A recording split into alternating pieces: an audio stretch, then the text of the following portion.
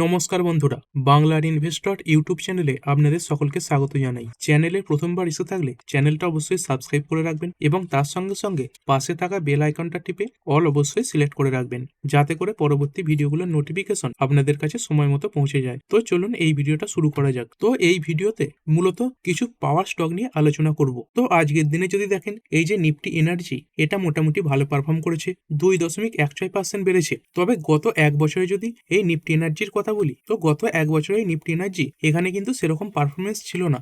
এবং আজকের দিনে যদি কথা বলি, এই নিফটি এনার্জির মধ্যে যে মোট 40খানা কোম্পানি রয়েছে, তার মধ্যে 34খানা কোম্পানি পজিটিভে বন্ধ হয়েছে এবং 6খানা কোম্পানি নেগেটিভে বন্ধ হয়েছে। তো যদি এই নিফটি এনার্জি স্টকগুলো একবার দেখে নিই, তো এখানে অনেক কোম্পানি দেখতে পাবেন। এই এসজি রয়েছে, কোল ইন্ডিয়া, এনএলসি ইন্ডিয়া রয়েছে, টোরেন্ট পাওয়ার, এনএইচপিসি, সিএসসি রয়েছে, এনটিপিসি রয়েছে, আইনক্স উইন্ড, তারপর গুজরাট গ্যাস লিমিটেড, সুজলন, আর পাওয়ার রয়েছে, টাটা পাওয়ার, ভেল, জিএসপিএল, তারপরে গেলের নাম দেখতে পাচ্ছেন। এর মধ্যে সিজি পাওয়ার রয়েছে, তারপরে অ্যাজিস লজিস্টিক রয়েছে, পাওয়ার ইন্ডিয়া, তারপরে ওএনজিসি দেখতে পাচ্ছেন, পাওয়ার গ্রিড রয়েছে, জেএসডব্লিউ এনার্জি, তারপরে MGL, IGL, Adani green, Reliance, তারপরে পেট্রোনেট, এবিবি ইন্ডিয়া রয়েছে, আদানি এনার্জি সলিউশন, জেপি পাওয়ার, তারপরে ক্যাস্ট্রল ইন্ডিয়া, আইওসি, তারপরে এন্ট্রিন রয়েছে, সিমেন্স, তারপরে OIL, BPCL, Hind petro, Adani পাওয়ার রয়েছে, এটিজিএল, থার্ম্যাক্স এবং জিবিটিএনডি রয়েছে। তো মোটামুটি এই স্টকগুলোর মধ্যে বেশিরভাগই কিন্তু আজকের দিনে ভালো পারফর্ম করেছে এবং তেজিও ভালো ছিল। দেখতে পাচ্ছেন 11%, 7%, 6%, 5% এরকম হারে কিন্তু বেড়েছে। তবে যদি গত এক বছরের পারফরমেন্স দেখি, দেখতে পাচ্ছেন একদম ফ্ল্যাট পারফরমেন্স দেখিয়েছে, মাঝে মাঝে পড়ে গেছে, মাঝে মাঝে উঠেছে, কিন্তু এক বছরের শেষে যেই জায়গা থেকে শুরু হয়েছিল প্রায় সেই জায়গার কাছাকাছি এসেই কিন্তু বন্ধ হয়েছে। তো কতই ক্লোজ হয়েছে দেখতে পাচ্ছেন, 36,275 ক্লোজ হয়েছে। আর এক বছরের আগে এই যে এনার্জি ইন্ডেক্স রয়েছে, সেটা কতই শুরু হয়েছিল, তো এটা দেখতে পাচ্ছেন এই 35,715 এরকম জায়গায় শুরু হয়েছিল। মানে একদমই খারাপ পারফরমেন্স এই যে নিফটি এনার্জি এটা দেখিয়েছে। আর শুধুমাত্র এটাই নিফটি এনার্জির ক্ষেত্রেই নয়, বিভিন্ন যে সেক্টর রয়েছে, তো বিভিন্ন সেক্টরে মাঝে মাঝে এরকম কনসলিডেশন যে পিরিয়ড রয়েছে সেটা চলে, এবং যেই সেক্টরে এই কনসলিডেশন পিরিয়ড যত বড় হয়, সেই সেক্টরে কিন্তু ব্রেকআউটও তত বেশি আসে। তো যদি কথা বলি, এই যে ফাইন্যান্সিয়াল ইয়ার 2026 যেটাই মার্চ মাসে শেষ হয়ে যাবে, তো এই ইয়ারে এই যে গরমটা সেটা কিন্তু খুব একটা দেখা যায়নি, এবং তার সঙ্গে সঙ্গে মনসুনের যে সিজন সেটা লম্বা চলেছিল। সেই কারণে এই গরমের সঙ্গে রিলেটেড যে কোম্পানিগুলো রয়েছে সেগুলো ভালো পারফর্ম করতে পারেনি। যেমন কি কি রয়েছে তার মধ্যে যদি কথা বলি, এসি রয়েছে। তো যদি একটু ভালোভাবে দেখেন, এসির যে কোম্পানিগুলো রয়েছে, ব্লু স্টার বলুন, ভোল্টাস, এইগুলো খুব একটা ভালো পারফর্ম করেনি। তার সঙ্গে সঙ্গে এই যে ফ্রিজ, এর যে বিক্রি সেটাও কিন্তু খুব একটা বেশি ছিল না। তারপরে এই যে আইসক্রিম রিলেটেড কোম্পানিগুলো রয়েছে, এদেরও কিন্তু নাম্বার খুব একটা ভালো আসেনি। কারণ দেখুন, এই যে আইসক্রিম, এইগুলো কিন্তু শীতকালেও বিক্রি হয়, তবে তুলনামূলকভাবে গরমকালে কিন্তু এই যে আইসক্রিম সেগুলো বেশি বিক্রি হয়। তো এই আইসক্রিম রিলেটেড অনেক কোম্পানি রয়েছে, সেইগুলোতে ভালো পারফরমেন্স ছিল না। এবং আর একটা জিনিস রয়েছে, এই যে কোল্ড ড্রিঙ্কস রয়েছে, তো এই কোকাকোলা, পেপসি, স্পিরিটস, এইগুলোরও যে বিক্রি সেগুলো কিন্তু গরম কম থাকলে একটু কম হয়। তো এই রিলেটেড যে কোম্পানি রয়েছে ভিভিএল, সেইগুলোতেও কিন্তু সেরকম মুভমেন্ট ছিল না। তো গরমকালে এই গরম না পড়লে খুব একটা এই সেক্টরগুলোর যে ডিমান্ড সেগুলো কিন্তু কমে যায়। আর সেরকমই এই যে উইন্টার সিজন, সেটাও যদি খুব বেশি না চলে, মানে ঠান্ডা খুব কম পড়ে, তাহলে কিন্তু তখন এই যে পাওয়ারের ডিমান্ড সেটা কমে। কারণ কি, এই উইন্টারে অনেকে এই যে হিটার টাইপের জিনিস এগুলো ইউজ করে থাকে, কিন্তু তুলনামূলকভাবে গরমকালে মানুষ যেভাবে এসি ইউজ করে, শীতকালে কিন্তু এই যে হিটার সেভাবে ইউজ করে না। তো এই এসি, এই ধরনের যে জিনিসগুলো, সেগুলো বিভিন্ন যে বড় বড় ইন্ডাস্ট্রি রয়েছে সেখানে সারা দিন রাত চলে, এবং এসি এটাও বাড়িতে প্রায় বেশিরভাগ সময়ই চলে, কিন্তু সেখানে হিটার মানুষ কিছুক্ষণ চালায় এবং তারপরে আবার বন্ধও করে দেয়। তো বেশি শীত পড়লে এই পাওয়ারেও কিন্তু সামান্য কিছু ডিমান্ড দেখা যায়। তবে এই যে পাওয়ার সেক্টরের ডিমান্ড সেটা সব থেকে বেশি বাড়ে এই গরমকালে। তো যদি কথা বলি, দেখতে পাচ্ছেন এই ফাইন্যান্সিয়াল ইয়ার 2026-এর স্লো ডাউনের পরে, মানে এই ডিমান্ড কম থাকার পরে, বিভিন্ন যে এজেন্সি রয়েছে, এই যেমন ইগরা, এরা মনে করছে এই পাওয়ারের ডিমান্ড এটা ফাইন্যান্সিয়াল ইয়ার 2027 সালে 5 থেকে 5.5% বাড়তে পারে। তো দেখতে পাচ্ছেন পাওয়ার সেক্টরে স্লো ডাউন ছিল, এবং সেই কারণে পাওয়ারের যে ইন্ডেক্স সেখানেও কিন্তু সেরকম মুভ ছিল না। তো অনেক অ্যানালিস্ট এটাই মনে করছে, এই ফাইন্যান্সিয়াল ইয়ার 27-এ পাওয়ারের ডিমান্ড বাড়বে, এবং তার সঙ্গে সঙ্গে স্টকের যে প্রাইস সেখানেও কিন্তু বড় ব্রেকআউট আসতে পারে। তো এই সংক্রান্ত তিনখানা কোম্পানি আলোচনা করব। দেখুন, এই পাওয়ার সেক্টরের অনেক কোম্পানি রয়েছে। তো এই যে এনার্জি ইন্ডেক্স, এখানে দেখতে পেলেন 40টা কোম্পানি রয়েছে। তো সব কোম্পানিতে তো ঢুকে গেলে হবে না, কিছু কিছু কোম্পানি ঢুকতে হবে যেগুলো ভালো ভ্যালুয়েশনে পাওয়া যাচ্ছে এবং বড় বড় গ্রুপ থেকে বিলং করছে। তো এসব জায়গায় কি হয়, একটা ভরসার যে জায়গা সেটাও কিন্তু থাকে। এবং এই ভিডিওতে মোট তিনখানা তিনখানা কোম্পানি নিয়ে আলোচনা করব, আর প্রতিটা কোম্পানি এই প্রাইভেট সেক্টর থেকে বিলং করছে। তবে কোম্পানিগুলোকে নিয়ে আলোচনা করার আগে একটা কথা বলে দিই, অনেকে মনে করে এই যে পাওয়ারের ডিমান্ড সেটা হু করে বাড়ছে, বিভিন্ন ইন্ডাস্ট্রি বাড়ছে, তো সেই কারণে এই কোম্পানিগুলোর প্রচুর লাভ হবে। দেখুন সেরকমটা কিন্তু হয় না। এই পাওয়ার সেক্টরে গভর্নমেন্টের রুল থাকে যে একটা নির্দিষ্ট পরিমাণে চার্জ কিন্তু করতে হয়, মানে পাওয়ার সেক্টরের কোম্পানিগুলো তারা কিন্তু নিজেদের মনোমতো এই যে পাওয়ারের দাম সেগুলো কিন্তু বাড়িয়ে দিতে পারে না। তবে ডিমান্ড বাড়লে যেটুকু ফিক্সড চার্জ থাকে সেখান থেকে কিন্তু কোম্পানির ভালো লাভ হয়। তো আমাদের প্রথম যে কোম্পানিটা সেটা হচ্ছে টাটা গ্রুপ থেকে বিলং করছে। তো এই টাটা গ্রুপের কোন কোম্পানি? এই টাটা পাওয়ার। তো আজকের দিনে 2.83% বেড়ে এই 392.65 বন্ধ হয়েছে। যদি 5 দিনের কথা বলি তো 3.42% বাড়া। এক মাসে কিরকম পারফর্ম করেছে? 1%। 6 মাসে দেখতে পাচ্ছেন 3.44% ডাউন। তারপরে ওয়াইটিডি 3.29% বাড়া। এবং যদি এক বছরের কথা বলি একদম ফ্ল্যাট দেখতে পাচ্ছেন, এই 395 থেকে শুরু হয়েছিল এবং বর্তমানে 395 চলছে। তো এই যে কনসোলিডেশন পিরিয়ড এটা কিন্তু অনেক দিন ধরেই চলেছে। তবে যদি 5 বছরে দেখেন, 5 বছরে কিন্তু খুব ভালো র্যালি দেখা গেছে। দেখতে পাচ্ছেন এই 407%। তো যেই স্টকে যত বেশি র্যালি আসে তাতে কনসোলিডেশন যে পিরিয়ড সেটা তত বেশি হয়, এবং এই কনসোলিডেশন পিরিয়ড এটা বেশি থাকলে তারপরে কিন্তু এই যে রিবাউন্ড সেটা আরো বেশি দেখা যায়। তো এই পাওয়ার সেক্টরের ডিমান্ড বাড়ার কারণে এই যে কোম্পানিটা রয়েছে এটাকে অবশ্যই নজরে রাখবেন। তো কোম্পানিটা কি কি কাজ করে থাকে? তো দেখতে পাচ্ছেন এই কোম্পানিটা এই ইলেকট্রিসিটি এটা প্রডিউস করে থাকে এবং পুরোটাই প্রডিউস করে এই রিনিউয়েবল সোর্সের মাধ্যমে। তো কোম্পানি এই যে সোলার রুফটপ রয়েছে, মানে বাড়ির মাথায় যে সোলার প্যানেল লাগানো হয় সেখান থেকে যে বিদ্যুতের উৎপাদন সেটা করে থাকে, এবং তার সঙ্গে সঙ্গে বর্তমানে বিভিন্ন কোম্পানি যে ইভি ভেহিকেল নিয়ে আসছে, তো তার জন্য এই যে ইভি চার্জিং স্টেশন সেটাও তো বসাতে হবে। তো এই কোম্পানি অ্যাগ্রেসিভলি এই যে ইভি চার্জিং স্টেশন সেটা বাড়াবার কাজেও মন দিয়েছে। তো কোম্পানির 2025-এর লক্ষ্যই ছিল 1 লাখ ইভি চার্জিং স্টেশন, সেগুলো কিন্তু তারা তৈরি করবে। তো দেখতে পাচ্ছেন এই 31-এর পিতে ট্রেড করছে, তো একটা যথাযথ পি কিন্তু কোম্পানির রয়েছে। কোম্পানির ব্যালেন্স শিট কেমন? তো টাটা গ্রুপের বেশিরভাগ কোম্পানিটির যে ব্যালেন্স শিট সেটা স্ট্রং হয়ে থাকে। তো এই রিজার্ভ এবং সারপ্লাস দেখতে পাচ্ছেন স্ট্রং রয়েছে, 18,000 কোটি টাকা রিজার্ভ রয়েছে। তো এর আগে কত ছিল? 15,000 কোটি, তার আগে 13,000 কোটি। তারপরে কোম্পানির ধার কেমন রয়েছে? তো এই 12,613 কোটির লং টার্ম বোরিং রয়েছে, এবং শর্ট টার্ম যে বোরিং সেটা রয়েছে 4,358 কোটি টাকার। তো আগেও বলেছি এই ধার টাকা এটা খারাপ নয়, কোম্পানি যদি সেই ধার নিয়ে ঠিকঠাক জায়গায় কাজে লাগায় সেটা কিন্তু কোম্পানির যে রেভিনিউ প্রফিট রয়েছে এইগুলোকে বাড়াতে সাহায্য করে। তো টাটা গ্রুপের কোম্পানি, টাটা গ্রুপ এরকম লোন নিয়ে ফ্রড করবে সেরকম ব্যাপার কিন্তু সামনে আসে না, এবং কোম্পানির কাছে 1532 কোটি টাকার ক্যাশও পড়ে রয়েছে। তো এই ক্যাশের যে পরিমাণ এটাও বেড়েছে দেখতে পাচ্ছেন। ছোটখাটো ইনভেস্টমেন্ট করার জন্য কোম্পানিকে কিন্তু এই লোন তুলতে হবে না। তো মার্কেট ক্যাপ কত? এই 1,25,593 কোটির মার্কেট ক্যাপ রয়েছে। এটা একটা লার্জ ক্যাপ কোম্পানি। তারপরে কোম্পানির সেলস এটাও স্ট্রং থাকে। তো এই পাওয়ার ডিমান্ড কমে যাওয়ার কারণে এই সেপ্টেম্বর 2025-এ এই সেলস কিছুটা কমেছিল 15,545 কোটি, কিন্তু এই জুন মার্চ এই সময়গুলো করে দেখতে পাচ্ছেন এই যে ডিমান্ড সেগুলো বেশি থাকে, কারণ এই সময়গুলোতেই গরমের যে পরিমাণ সেগুলো বেশি থাকে। এই মার্চের আগের 3 মাস, তার সঙ্গে সঙ্গে জুনের আগের 3 মাস। তো এই সময় করে যে কোনো পাওয়ার কোম্পানির এই সেলস তার সঙ্গে সঙ্গে অপারেটিং প্রফিট এগুলো বেশি হয়, এবং শীতকালের সময় করে এই নাম্বারগুলো একটু কমে যায়। এবারেও যখন ডেটা আসবে দেখতে পাবেন এই কোম্পানির যে সেলস এগুলো কমে যায়। তো এইগুলো হচ্ছে সিজনাল কোম্পানি, এইগুলোকে কিন্তু বিশ্লেষণ করার সময় এভাবেই করতে হবে। তারপরে অপারেটিং প্রফিট দেখতে পাচ্ছেন এই 3,068 কোটি, 3,565 কোটি, এবং বর্তমানে রয়েছে 3,302 কোটি। আর যদি নেট প্রফিটের কথা বলি তো এই নেট প্রফিটও মোটামুটি ঠিকঠাক জায়গায় রয়েছে। দেখতে পাচ্ছেন 1,093 কোটির নেট প্রফিট ইয়ার অন ইয়ার বেড়ে হয়েছিল 1,245 কোটি। আর যদি শেয়ার হোল্ডিং প্যাটার্নের কথা বলি তো এই টাটা গ্রুপ প্রত্যক্ষভাবে বা পরোক্ষভাবে তাদের কাছেই মেজরিটি স্টেক রাখে। তো এখানে প্রোমোটার এদের কাছে 46.86% স্টেক রয়েছে। তারপরে এফআইআই এদের কাছে রয়েছে 10%, ডিআইআই এরাও ভালো পরিমাণে স্টেক ধরে রেখেছে 16%, এবং এই পাবলিক এদের কাছে কত রয়েছে? 26%। তো দেখতে পাচ্ছেন পাবলিকের কাছে এই স্টেক আস্তে আস্তে কমেছে। এই 27.91, 27.81 হয়েছে, 27.02, তারপরে কিছু বেড়েছিল আবার কমে 26.82, এবং তারপরে 26.29।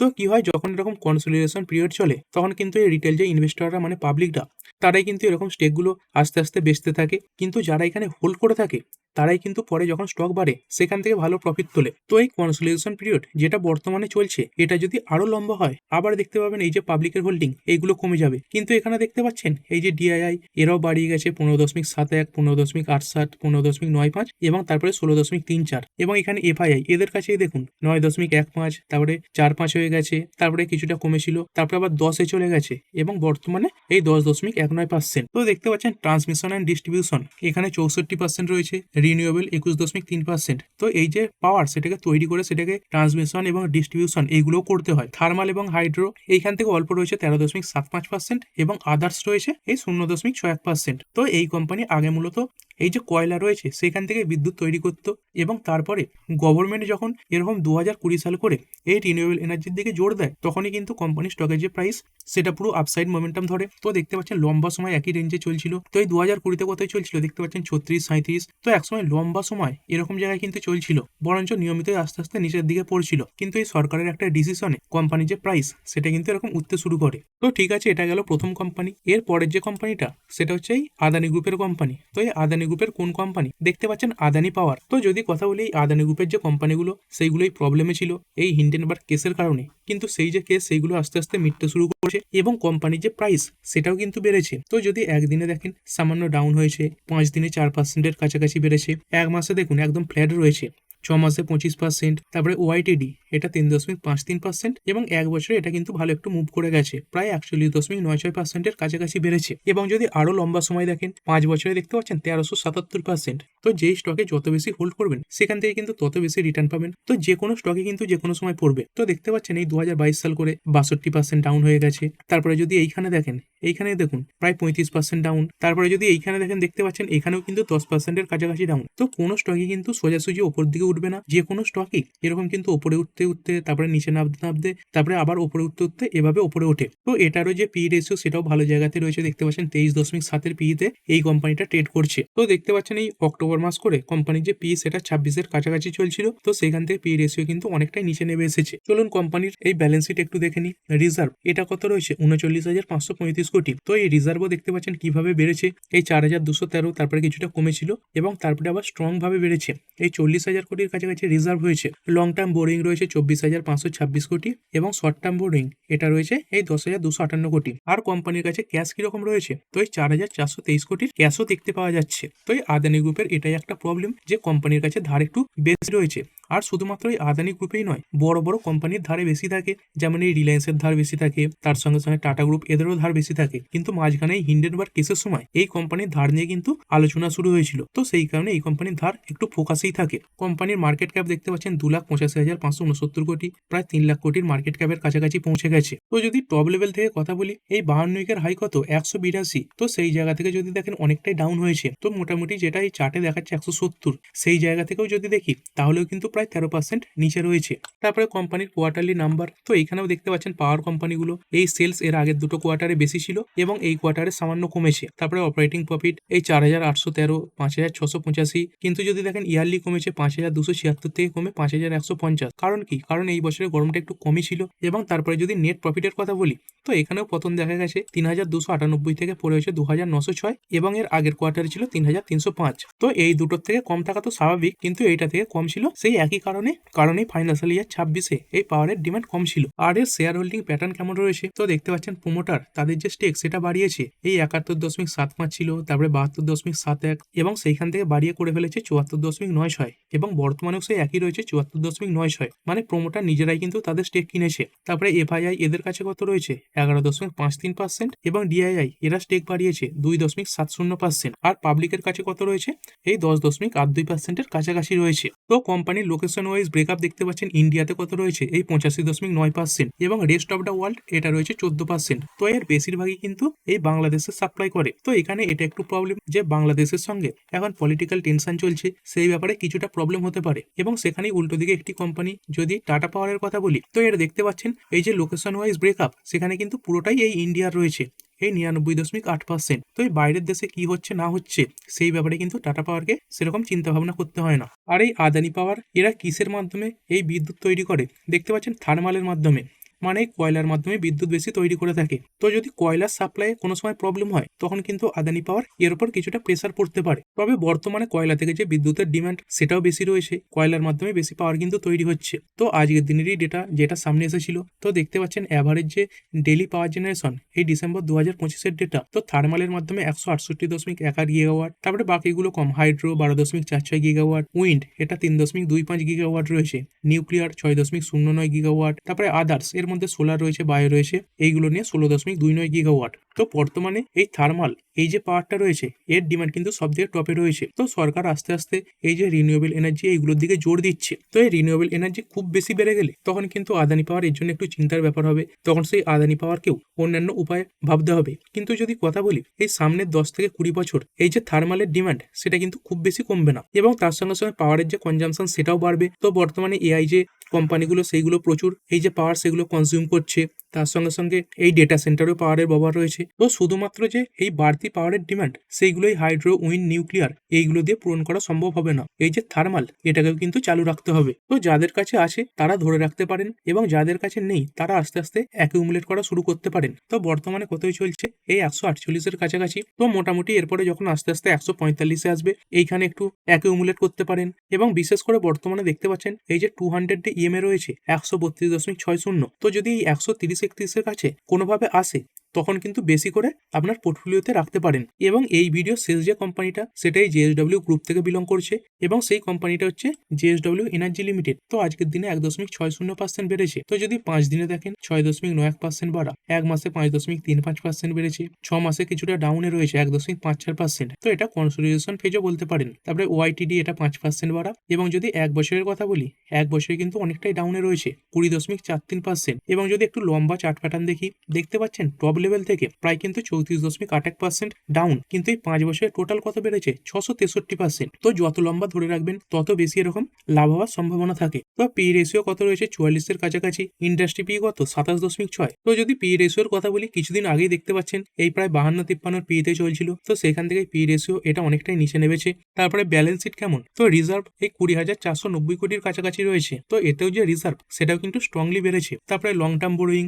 5,375 কোটি রয়েছে, শর্ট টার্ম বোরিং রয়েছে 4,383 কোটি। আর যদি ক্যাশের কথা বলি 1,067 কোটির ক্যাশও পড়ে রয়েছে কোম্পানির কাছে। তো এই কোম্পানিটাও মূলত দেখতে পাচ্ছেন এই পাওয়ার জেনারেশনের কাজ করে থাকে। তো কোম্পানির যে মূল অ্যাসেট সেগুলো কোথায় রয়েছে দেখতে পাচ্ছেন কর্ণাটক রয়েছে, মহারাষ্ট্র রয়েছে, নন্দাল রয়েছে এবং শালবনীতে রয়েছে। এবং তার সঙ্গে সঙ্গে এই কোম্পানিটা জয়েন্ট ভেঞ্চারের মাধ্যমে এই যে মাইনিং অ্যাক্টিভিটি এবং এই যে টারবাইন ম্যানুফ্যাকচারিং সেই ক্ষেত্রেও কিন্তু কাজ করে থাকে। এবং অন্যান্য যে দুটো কোম্পানি আলোচনা করলাম টাটা পাওয়ার এবং আদানি পাওয়ার, তার তুলনায় জেএসডব্লিউ এনার্জি এর যে মার্কেট ক্যাপ এটা একটু ছোট রয়েছে, এই 89,268 কোটির মার্কেট ক্যাপ রয়েছে। তো বড় সাইজের একটা মিড ক্যাপ কোম্পানি বলতে পারেন, এবং কিছুটা মুভ করলেই 1 লাখ কোটির ওপরে উঠে গেলে এটা কিন্তু লার্জ ক্যাপ কোম্পানির আওতায় চলে যাবে। তারপরে যদি কোয়ার্টারলি নাম্বারগুলো দেখি তো কোয়ার্টারলি নাম্বারও স্ট্রং হয়েছে দেখতে পাচ্ছেন, এই 2500, 2700, 2800 এরকম রেঞ্জে ঘুরছিল, সেখান থেকে বর্তমানে 5,000-এর রেঞ্জে চলে এসেছে।